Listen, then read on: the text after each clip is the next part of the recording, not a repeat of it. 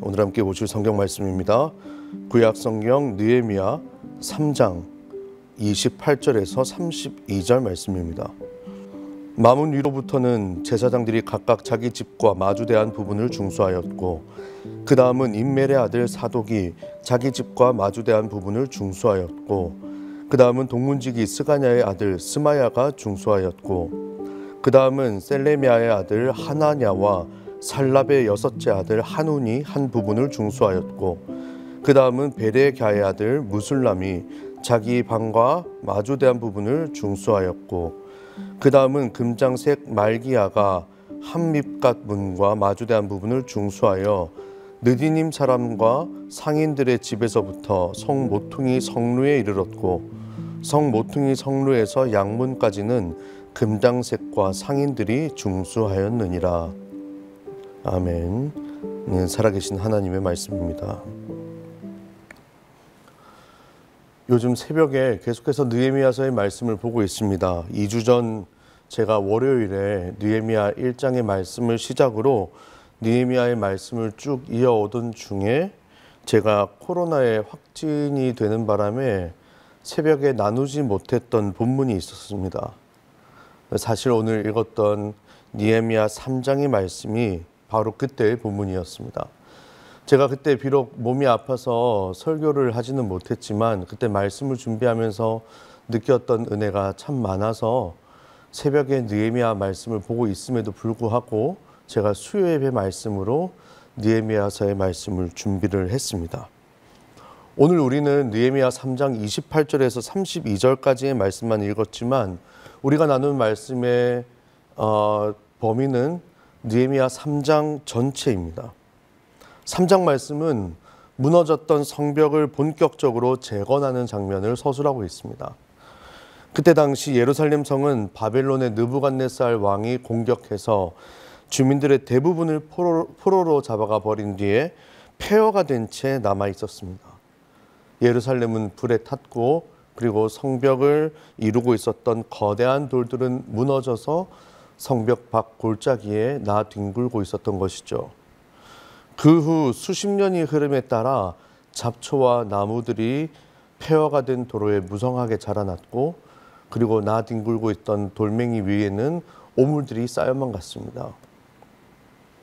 게다가 그런 상태의 성을 재건한다는 아주 도전적인 일을 해야만 하는데, 쓸만한 사람이라고는 포로로 끌려갔다가 고레스 왕의 칙령으로 예루살렘에 돌아온 사람들 뿐이었습니다. 그들은 1차 스룹바벨의 포로 귀환, 그리고 2차 에스라의 포로 귀환에서부터 3차 느헤미야의 포로 귀환까지 이어지는 이 길고 길었던 시간 동안 많은 반대에 부딪혔고, 그로 인해 완전히 의기소침한 상태였죠. 이처럼 당시 예루살렘 성벽을 재건하는 일은 겉으로 보기에 완전 불가능한 일처럼 보였습니다. 그러나 느헤미야는 이 일을 완벽하게 수행하고 그리고 계획했습니다.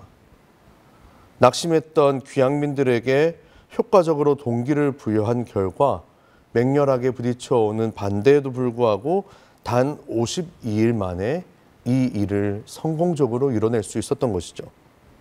어떻게 이렇게 일이 가능했을까?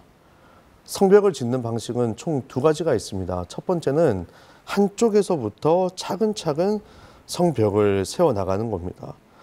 그렇게 되면 체계적으로 진행되어서 언젠가는 공사가 잘 끝나게 되지만 시간이 너무 오래 걸린다는 단점이 있죠. 또 다른 하나는 여러 구간에서 동시에 함께 시작하는 겁니다. 느헤미야는 바로 이 후자의 방법을 선택했습니다. 성 전체를 42구간으로 나누어서 할당된 그룹마다 각자 자기 맡은 구간의 공사를 진행하도록 했던 것이죠. 이 방식을 택한 이유는 지금의 공사가 아무것도 없는 상태에서 지어진 것이 아니라 한번 지어졌던 것이 무너졌기 때문에 그것을 재건하기에 이런 방식이 적절했던 것으로 보입니다. 그리고 만약 한쪽에서부터 차근차근 공사를 시작하면 이 수많은 사람들이 반대쪽에서 놀고 있을 수밖에 없었고, 그것이 인력 낭비로 이어질 수밖에 없었겠죠. 더군다나 더욱더 걱정되는 것은 외세의 침략이었습니다. 한쪽에서 성을 쌓고 있는데 다른 쪽에서 그 쌓아놓은 성을 무너뜨려 버리면 안 되니까 각각 맡은 지역에서 동시다발적으로 성벽을 건설하되 그 각각 맡은 지역에서 외세의 침략에 각기 대응하면서 그렇게 방어하면서 성벽을 재건할 수 있도록 그렇게 지시를 했던 것입니다. 하지만 이 일은 서로 간에 손발이 맞지 않으면 참으로 힘든 일입니다. 느헤미야 3장에는 43개의 부족과 75명의 사람들이 등장합니다. 그리고 이 사람들을 직업에 따라 분류했을 때 대략 15개 이상의 직업이 나온다고 합니다. 하지만 느헤미야는 이 탁월한 리더십을 발휘해서 많은 사람들의 힘을 하나로 모으죠. 마치 오케스트라 지휘자가 지휘를 하듯이 깔끔하게 이 일을 이끌어갑니다.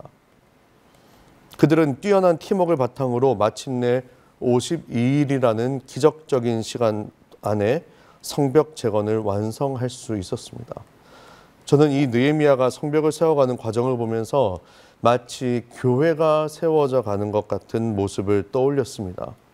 교회도 많은 사람들이 존재하죠. 그리고 각기 다른 사람들이 함께 모여 공동체를 이루어가는 것입니다.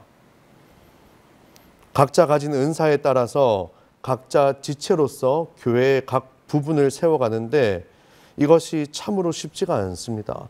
각자 맡은 은사가 각자 가진 은사가 다르기 때문에 맡겨진 일마다 다를 수밖에 없었고 교회 공동체도 마찬가지로 느헤미야가 성벽을 건설했던 것과 같이 동시다발적으로 여러 가지 일들이 생겨날 수밖에 없습니다.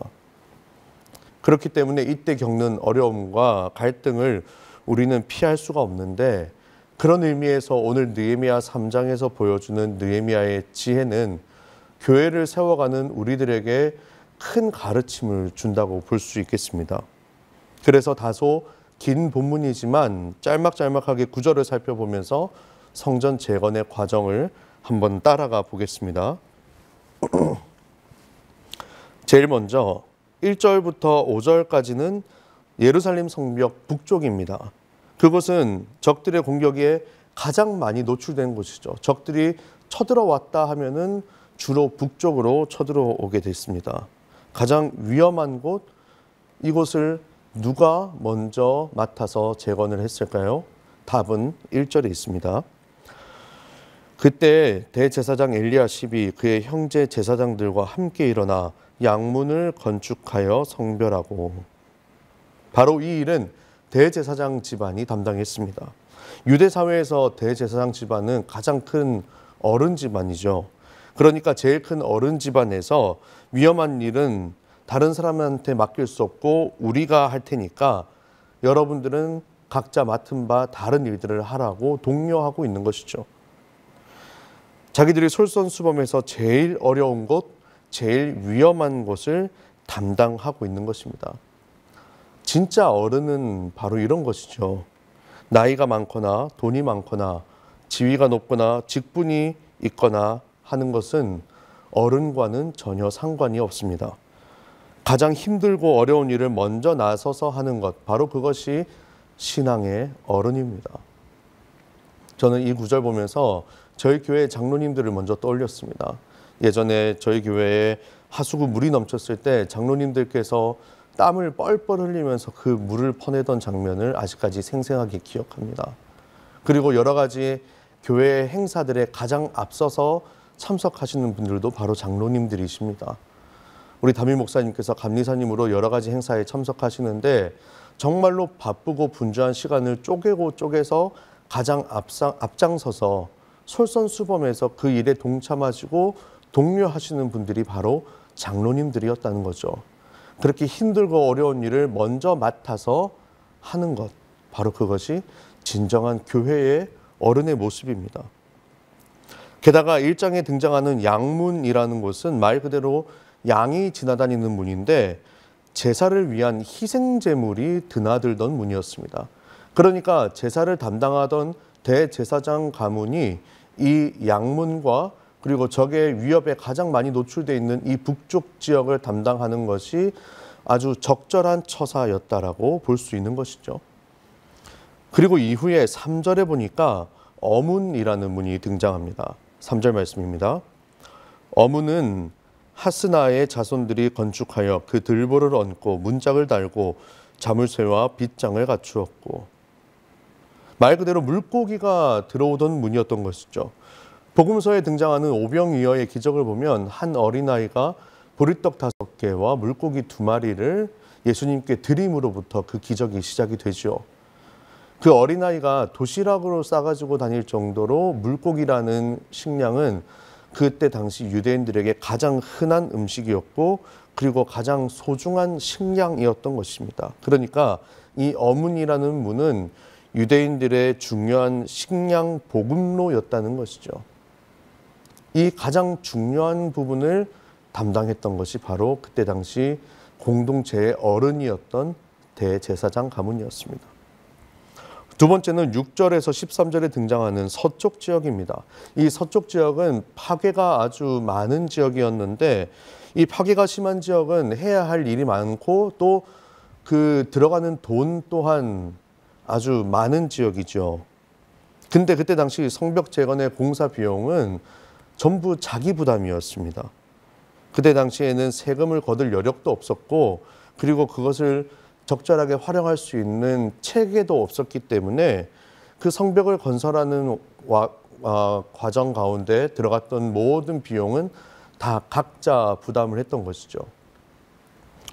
근데 이 돈이 가장 많이 드는 곳에 돈이 많은 사람들이 투입이 됩니다. 8절 말씀 함께 보겠습니다. 그 다음은 금장색 하레아의 아들 우시엘 등이 중수하였고, 그 다음은 향품 장사 하나냐 등이 중수하되, 그들이 예루살렘의 넓은 성벽까지 하였고. 8절 말씀을 보면 이곳 지역을 중수한 대표적인 면면들이 보이는데, 첫째는 금장색, 그러니까 세공업자들입니다. 그리고 두 번째는 향품 장사들, 바로 소상공인이자 상공업자들이었습니다. 그들은 그때 당시에 중산층을 이루고 있는 사람들이었죠. 넉넉한 사람들이 돈이 가장 많이 드는 곳을 담당했다라는 것입니다. 하나님은 우리에게 주어지는 재물 또한 은사 중에 하나라고 말씀을 하십니다. 5달란트를 받은 사람이든 2달란트를 받은 사람이든 1달란트를 받은 사람이든 우리에게 중요한 것은 왜 이렇게 차별적으로 달란트를 주느냐라고 따지는 것이 아니라 그 달란트를 어떻게 사용하느냐인 것이죠. 하나님은 5달란트를 가진 사람이 5달란트를 남기는 것과 1달란트를 가진 사람이 1달란트를 남기는 것을 똑같이 칭찬하시는 분이십니다. 대신에 이 달란트가 차이가 생기는 것은 하나님께서 주시는 은사가 각기 다르기 때문이죠. 그러니까 재물이라는 것은 사실 누구에게나 주어질 수 있는 은사 중에 하나라는 것입니다. 그것이 그냥 단순히 우리에게 주어지는 어떤 혜택이 아니라 은사 중에 하나라는 어떤 사실에 대한 온전한 인식이 있다고 한다면, 재물이 많은 사람은 그 재물을 가지고 공동체를 위해 헌신하면 되는 것이죠. 그리고 그것을 다른 사람들이 부러워할 이유가 하등 없다는 것입니다.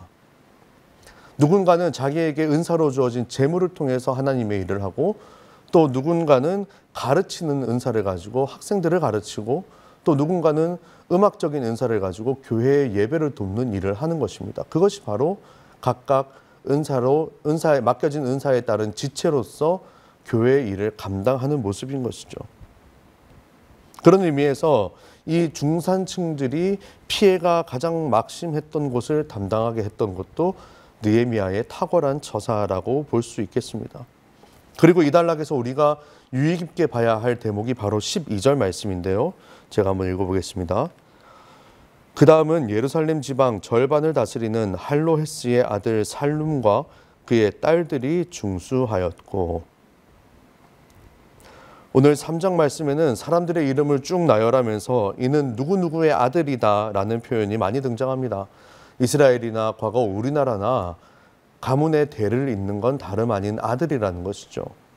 근데 3장 말씀에서 유일하게 딸이라는 대목이 등장하는데 그게 바로 방금 읽었던 12절 말씀입니다. 남성 중심의 노역 현장에 여성들이 자원해서 공사에 참여했다라는 사실은 놀라운 일이 아닐 수 없습니다. 지금이야 대부분의 교회가 여성분들의 헌신으로 돌아간다고 한다지만 과거 여성들이 사역을 주관하지 못하고 다만 복종하도록 요구되던 그 시대에 이 같은 사역 그리고 이 같은 기록은 아주 놀랄 만한 일입니다.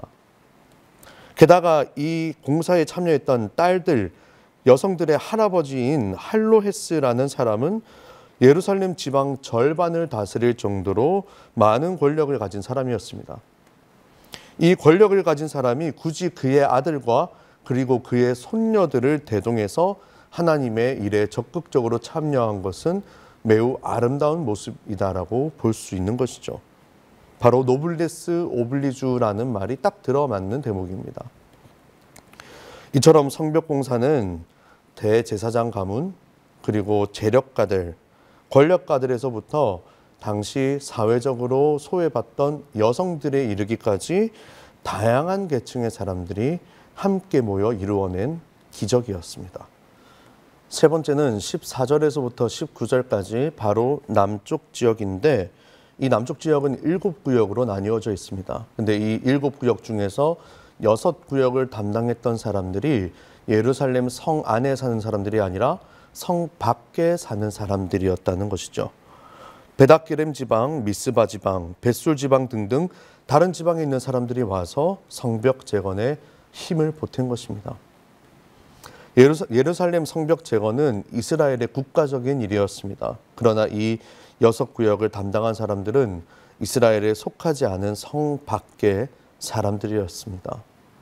교회의 일 또한 그렇습니다. 교회가 세워지는 일은 거의 대부분 교회 안에 속한 사람들로부터 시작이 됩니다. 하지만 규모가 커지고 일이 많아지면 자체적으로 모든 일을 감당할 수 없기 때문에 외부의 도움을 받게 되기도 합니다. 대표적인 예로 지금 저희가 계속해서 방수공사를 이어가고 있지 않습니까? 그분들은 원래 저희 교회와 상관이 없는 분들이죠. 하지만 그분들 또한 우리 교회를 위해서 열심히 일해주고 계신 분들입니다. 비록 돈을 받고 일을 하기는 하지만 하나님의 교회를 보수하는 일에 동참한다는 것은 곧 하나님의 일에 함께 한다는 것이죠. 바로 우리가 지금 우리 교회를 위해 일해 주시는 분들을 위해 기도해야 할 이유가 바로 이것입니다. 지난 여름에서부터 이어진 방수공사가 아직 진행 중에 있습니다. 여름철 역대급 장마에서부터 그리고 얼마 전 있었던 태풍까지 그리고 간헐적으로 계속해서 내리는 비 때문에 공사를 끝내는 것이 참으로 쉽지가 않은 상황입니다. 그러니까 여러분 그 공사를 위해서도 공사를 담당해 주시는 그 많은 분들을 위해서도 꼭 기도해 주시기를 부탁을 드립니다. 하나님의 일은 성벽 안의 사람과 성벽 밖의 사람이 함께 이루어갑니다. 교회 안의 사람과 교회 밖의 사람이 함께 이루어가는 것이 바로 하나님의 일입니다. 하나님은 그만큼 크신 분이십니다. 하나님은 교회 안에 갇혀 계신 분이 아니시기 때문입니다. 자, 마지막은 20절에서 32절까지로 상당히 긴 대목입니다. 바로 동쪽 지역인데요. 이 단락에서는 사실 주목할 만한 성문이나 유력한 가문이 많이 등장하지는 않고 있습니다.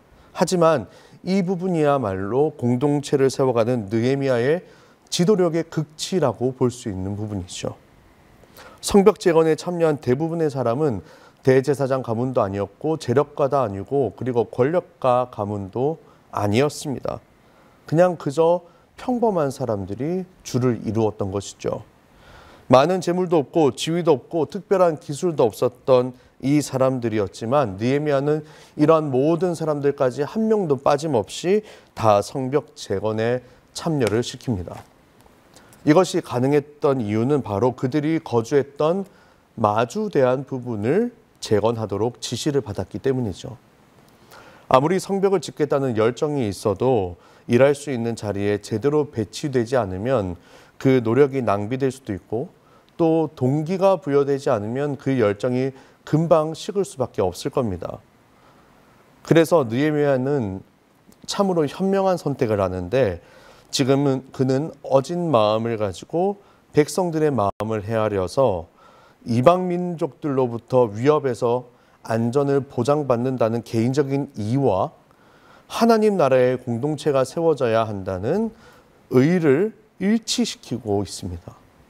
바로 성의 내부에 살던 사람들이 자기 집 맞은편의 성벽을 재건하도록 지시를 받은 것이죠. 이것은 자신들의 가족의 안위라는 자신의 이의와 맞습니다. 그리고 더 나아가서 하나님 나라의 공동체, 곧 예루살렘 성벽을 세운다는 하나님의 의와도 부합합니다. 그렇게 느헤미야는 지혜롭고도 전략적인 판단을 통해 자신의 일을 추구하면서 점차 하나님의 의에까지 이르는 일을 만들어내고 있는 것이죠. 또한 이것은 거창한 일이 아니라 바로 집 앞에 있는 그냥 무너진 성벽을 세우는 일, 당장 내가 지금 할 수 있는 일부터 하는 일이었습니다. 느헤미야에게 이러한 놀라운 지혜를 주셨던 하나님께서 교회를 위해 봉사하는 모든 성도님들에게도 함께 하실 줄로 믿습니다. 나에게 맡겨진 사역이 단순한 과업이 되고 부담이 되는 것이 아니라 하나님께서 여러분들 가운데 그 마음에 기쁨을 주실 것이고 세상이 줄 수 없는 만족을 주실 줄로 믿습니다. 중요한 것은 이 모든 사역이 하나님의 의뿐만이 아니라 개인의 이에도 부합한다는 사실을 인지하는 것이죠. 하나님의 일을 하는 게 나에게도 혜택이 있다라고 생각을 하는 겁니다. 즐거움이 있고 보람이 있습니다. 그리고 누구보다 우리 마음속에는 하나님의 공동체를 함께 세워가면서 그 안에 생겨가는 기쁨이 있습니다.